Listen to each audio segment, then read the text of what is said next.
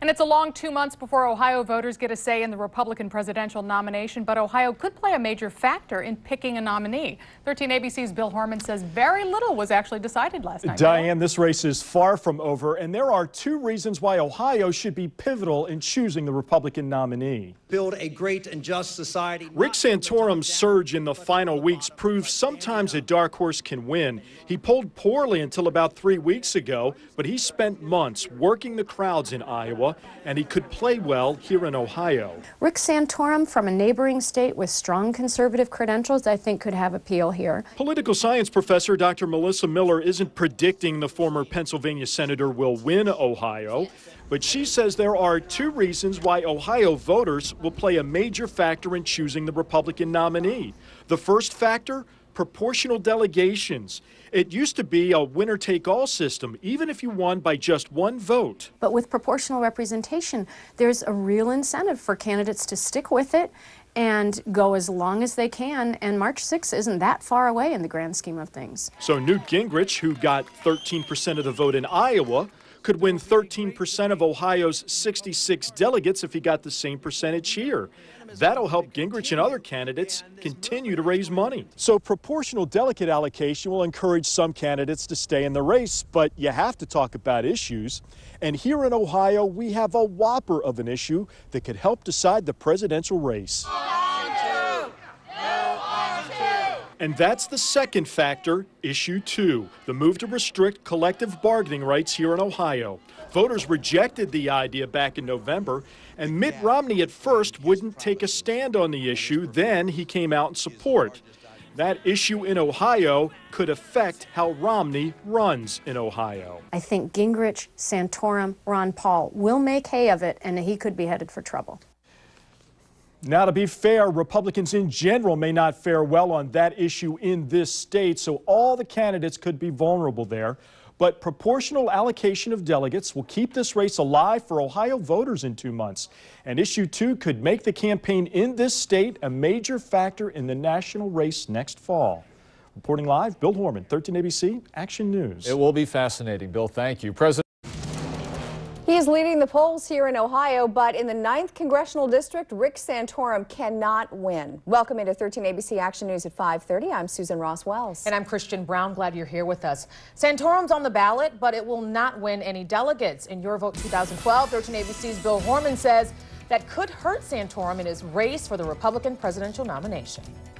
He is without a doubt the hottest ticket in the Republican Party right now. He needs 1,144 delegates to win his party's nomination. But in the 9th Congressional District, Rick Santorum will not win any delegates.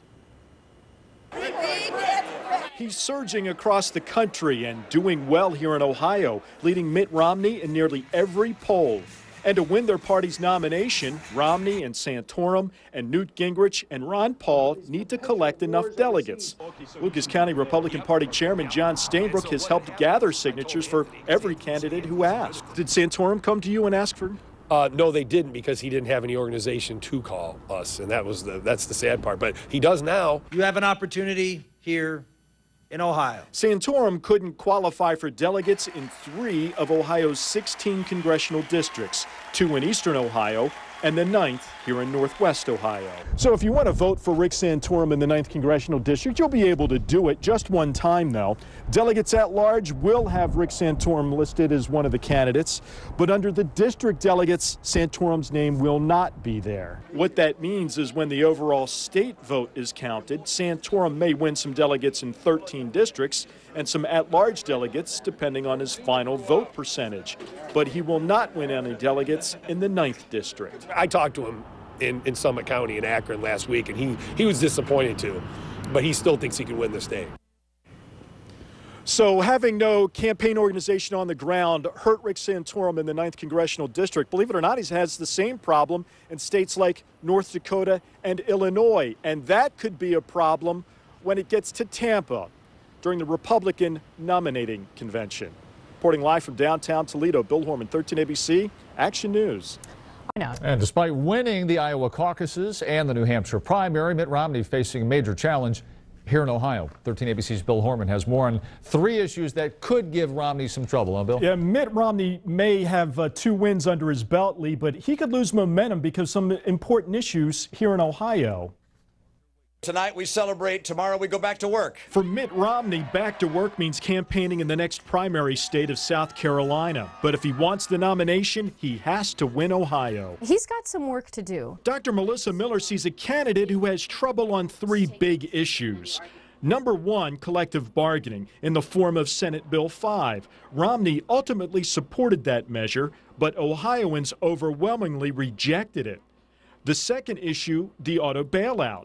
Romney wrote this article entitled, "Let Detroit Go Bankrupt," back in November 2008. He opposed the auto bailout, but with a renewed Chrysler announcing 300 new jobs coming to Toledo and GM poised to be the world's #1 auto seller, Romney's position makes him vulnerable. That is perceived to have saved a lot of jobs in Ohio, in Michigan. So there again, Romney's on the wrong side of that issue. The other troublesome issue is the individual mandate in the health care law. Remember, back in November, 66% of Ohioans and a majority in all 88 counties rejected the individual mandate in President Obama's health care law. Ohioans want out of the plan, but as governor, Mitt Romney passed a health care bill the president says was the model for the nation's new plan. He's been trying to say this wasn't meant to be a blueprint for the United States. States should be able to do what they want.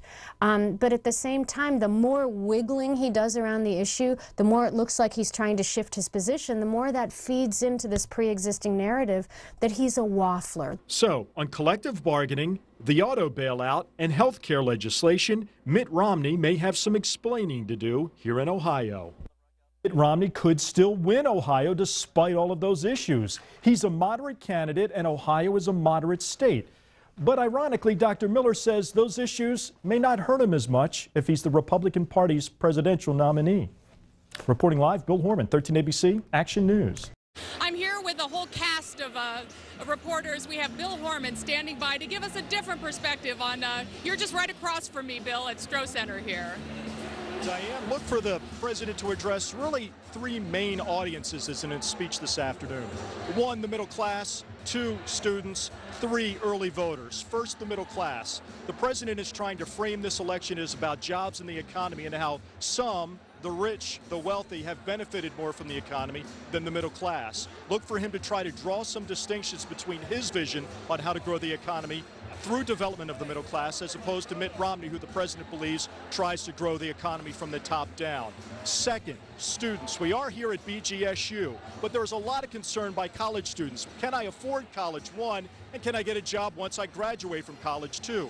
Look for the president to specifically talk to a lot of students that are here looking at his speech this afternoon. And finally, early voters. In Ohio, early voting begins October 3rd. The president is going to encourage each and every registered voter to get out and vote. If they have to vote early, just make sure your voice is heard. But remember, here in Ohio, voter registration ends October 9th. He'll make a pitch that everybody should get out and register no matter who you're going to vote for. Naturally, his appeal is to him today as he tries to address those 3 main audiences, the middle class, students, and early voters. Diane? Today. 13 ABC's Bill Hormann was here with me when the president was speaking. You listened to the speech. It was a 35-minute speech. We don't have time for that, so you're going to give us the Cliff Notes version. You know, he's been here 13 times this year alone in this campaign season. Wow. 13 times he's been in Ohio. Today he wanted to accomplish 2 things. He wanted to rev up his base, and he wanted to make sure that people were registered to vote and that they got out to vote early, which begins next week. And he did it with a rousing speech that he says shows 2 different visions of America. This is the president's 3rd speech in the Toledo Bowling Green area just since July. And today he told 5,500 supporters he wants to grow the economy from the middle class out, not from the top down. We don't think government can solve all our problems, but we don't think it's the source of all our problems either. That was the president's theme today, but his solutions were government-oriented. He insists the $80 billion taxpayer auto bailout saved hundreds of thousands of jobs, and he rejected Mitt Romney's suggestion to just let Detroit automakers go into Chapter 11 restructuring. So when he said that, I said, no, I'm going to bet on America. I'm betting on American workers. The president promised more government regulations to improve fuel standards and more government spending on renewable energies. And he said more government money should go toward worker training and college tuitions. No family should have to set aside an acceptance letter to college like Bowling Green because they don't have the money. The president bashed Mitt Romney, claiming the Republican would gut college tuitions, let oil companies write energy policy, and turn the insurance companies loose to write health care laws. And the president said Mitt Romney's tax cuts would not grow the economy. I refuse to ask middle-class families to give up their deductions for owning a home or looking after their kids just to pay for another millionaire's tax cut. We're not going to do that. One could argue that he is trying to have it both ways. Dr. Melissa Miller says the president's trying to thread the needle on this anti-government theme. The Obama health care program is a step toward bigger government than we've had before. The auto bailout is another example of that. Here's what's interesting about Dr. Miller's comment. She says Americans, Democrats, Republicans do have this anti-government feeling. But she says Americans, Republicans, and Democrats do like the government programs they feel helps them. And Diane, it's apparent that the president's speech reflected that split mood today. That's right. He talked about he's not looking for Democratic jobs or Republican jobs. He is talking about American jobs. Same with education. He's talking about schools in America and educating American students. It was a very well-received speech, as you can imagine. Dr. Miller says he threw out the red meat, and they ate it up today. They sure did. All right, Bill, thanks so much for that. Conklin, in your vote 2012 tonight, you may be wondering if Joe Wurzelbacher is still in the race against Democratic incumbent Marcy Kaptur. 13 ABC's Bill Hormann talked with Joe today, and Bill, he's in the race, but doing it his way. You got it right, Lee. Joe's been described as the poster boy for the angry everyman. But while Marcy Kaptur's up on Capitol Hill voting on the big issues of the day, we haven't heard much from Joe Wurzelbacher, and we wondered if he was still in the race. We first talked with Joe the plumber while he walked a snowy West Toledo neighborhood back in February. He's running against Democrat Marcy Kaptur, a 30-year incumbent who's not only popular but visible. But Joe has run a quiet campaign away from the sharp focus of the media. We're having returning calls to media because, quite frankly, you're not going to get me elected. It's the people that I talk to every day that I'm trying to get their votes. Google his name and you get page after page of entries. He has 20 YouTube videos of his positions on important issues, and he has thousands of Facebook followers.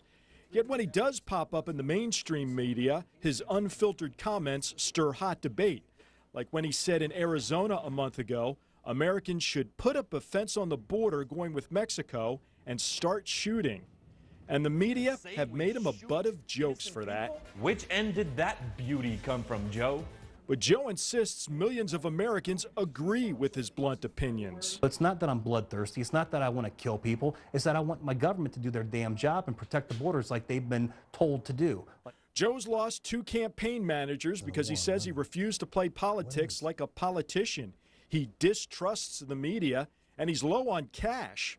So if you don't see him in those fancy TV ads or at some press conference, just know that Joe the plumber is running this race his way, and that's the way he wants it. I'm doing it a different way. I always said from the beginning, if I can't get elected being who I am, damn it, I don't want to be elected. And Joe knows he's running an uphill race here. Marcy Kaptur is effective and she's popular. We'll profile the candidates as we get closer to the election, but as for debates between these two, Marcy Kaptur's ready. She's even offered dates. So far, Joe has not committed. Reporting live, Bill Hormann, 13 ABC, Action News. All right, thank you. And it's a long 2 months before Ohio voters get a say in the Republican presidential nomination, but Ohio could play a major factor in picking a nominee. 13 ABC's Bill Hormann says very little was actually decided last night. Diane, this race is far from over, and there are 2 reasons why Ohio should be pivotal in choosing the Republican nominee. Build a great and just society. Rick Santorum's surge in the final weeks proves sometimes a dark horse can win. He polled poorly until about 3 weeks ago, but he spent months working the crowds in Iowa, and he could play well here in Ohio. Rick Santorum from a neighboring state with strong conservative credentials, I think could have appeal here. Political science professor Dr. Melissa Miller isn't predicting the former Pennsylvania senator will win Ohio, but she says there are 2 reasons why Ohio voters will play a major factor in choosing the Republican nominee. The first factor, proportional delegations. It used to be a winner-take-all system, even if you won by just one vote. But with proportional representation, there's a real incentive for candidates to stick with it and go as long as they can, and March 6th isn't that far away in the grand scheme of things. So Newt Gingrich, who got 13% of the vote in Iowa, could win 13% of Ohio's 66 delegates if he got the same percentage here. That'll help Gingrich and other candidates continue to raise money. So proportional delegate allocation will encourage some candidates to stay in the race, but you have to talk about issues. And here in Ohio, we have a whopper of an issue that could help decide the presidential race. And that's the second factor, issue 2, the move to restrict collective bargaining rights here in Ohio. Voters rejected the idea back in November, and Mitt Romney at first wouldn't take a stand on the issue. Then he came out in support. That issue in Ohio could affect how Romney runs in Ohio. I think Gingrich, Santorum, Ron Paul will make hay of it, and he could be headed for trouble. Now, to be fair, Republicans in general may not fare well on that issue in this state, so all the candidates could be vulnerable there. But proportional allocation of delegates will keep this race alive for Ohio voters in 2 months. And issue 2 could make the campaign in this state a major factor in the national race next fall. Reporting live, Bill Hormann, 13 ABC Action News. It will be fascinating, Bill. Thank you. President